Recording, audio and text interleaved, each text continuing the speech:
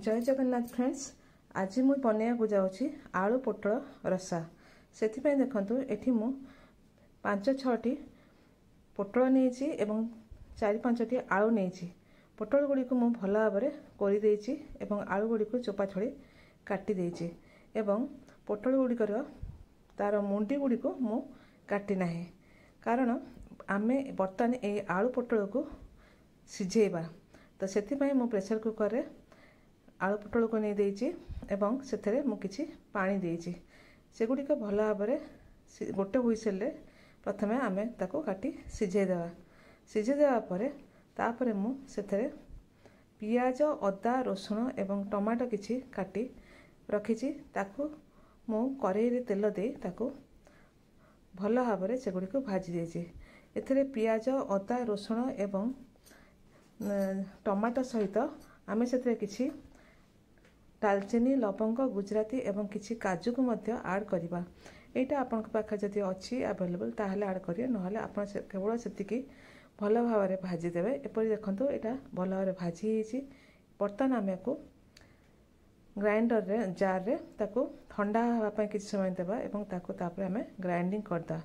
Grinding करिया परे ताको आमे रखिबा एवं तापर आमे जो आलू को सिझै थिले से सिझा आलू को प्रथमे अलगा करी पोटल रु ताकू आमे कड़ाई रे किछि तेल दे एवं हळदी दे ताकू आमे कड़ाई रे लाली हेबा पर्यंत ताकू आमे टिके भाजी नेबा। आलूटी सिझी एछि देखंतु। बर्तन आमे ताकू भाजी देले बर्तन ए भाजी रखिथे आलू को आमे अलगा गोटे प्लेट रे काढी रखिया एवं सेई कड़ाई रे आमे सेई काटी रखिथिबा सिझा पोटल को आमे बर्तन ताकू भाजीवा। किंतु भाजिया पूर्व ता मुंडी गुड़ी को आप काटिदेवे और आ भीतर थिबा पानी को टिके चिपुड़ी काढ़ीदेवे जहाद्वारा आपण भजाटी भल हम। बर्तन आम सिझी पोटल को मध्य अल्प मात्रा भाजीदेवा। भाजीदे ताको मध्य काढ़ी गोटे प्लेट रे आमे ताको काढ़ी रखिबा। बर्तन आमे कड़ाई रे सेई कड़ाई रे किछि तेल ऐड करिबा एवं सेथरे किछि जीरा एवं तेजपत्र सेथरे आमे देबा। तेल जीरा एवं तेजपत्र दे तेल रे ताको टिके आमे किछि समय भाजी नेबा। भाजी नेबा परे आमे जे मसला टिको ग्राइंडिंग कर रखिथिले जे भजा हेता मसला को आमे ग्राइंडिंग कर रखिथिले ताको बर्तन आमे तेल रे ऐड कर देबा। ऐड कर देबा परे आमे ताको से मसला टिको आमे से तेल रे टिके भल भाव में भाजी नेबा। ताको मसलाटी बर्तन ए मसलाटी जेहेतु आमे सिझे भाजिकी ताको आमे ग्राइंडिंग करते तेणुक मसलाटी बेसी कषिया को आवश्यक हम ना। तो देखो मसलाटी आम बर्तन कषि आसला। बर्तन आम ए लुण हल्दी लंका गुंड गरम मसला एवं किछि करी पाउडर ए ऐड कर। आपड़ चाहिए जीरा गुंड एवं धनिया गुंड अलग अलग रूपे ताकू ऐड करें सेटा आपणकर चॉइस उपरे निर्भर करे। एको ऐड करिया परे ताकू मसला सहित भल भाव में मिसई गोलाई ताकू भाजी नेबे। भाजी नेबा परे सेथरे आमे एथरे किछि तेल सेथरे किछि पानी ऐड करिबा।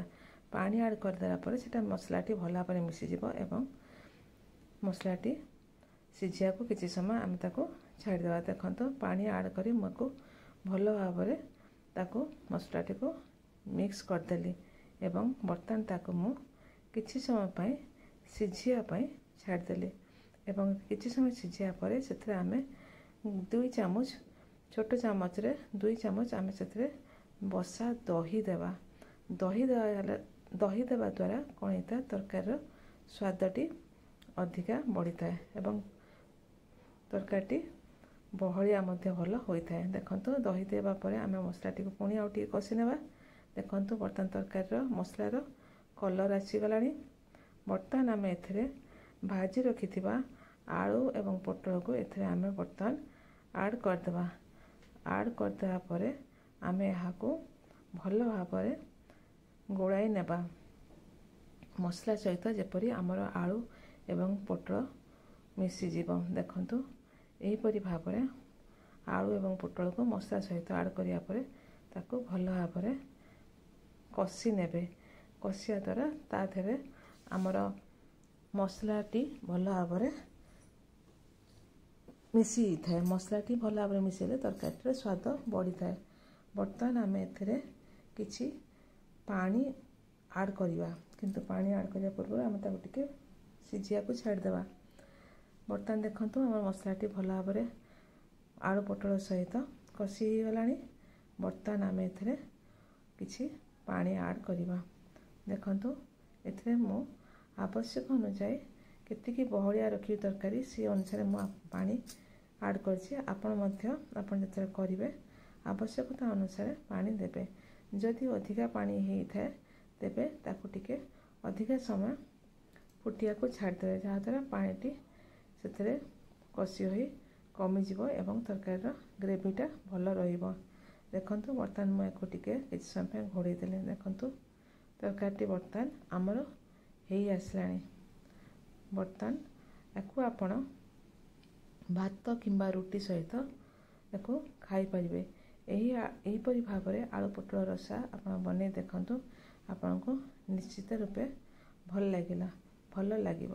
ତେବେ ଫ୍ରେଣ୍ଡ, ଭିଡ଼ିଓଟି ଭଲ ଲାଗିଲେ ଲାଇକ୍ ସେୟାର କମେଣ୍ଟ କରିବେ। ପୁଣି ଗୋଟେ ନୂଆ ଭିଡ଼ିଓରେ ଦେଖା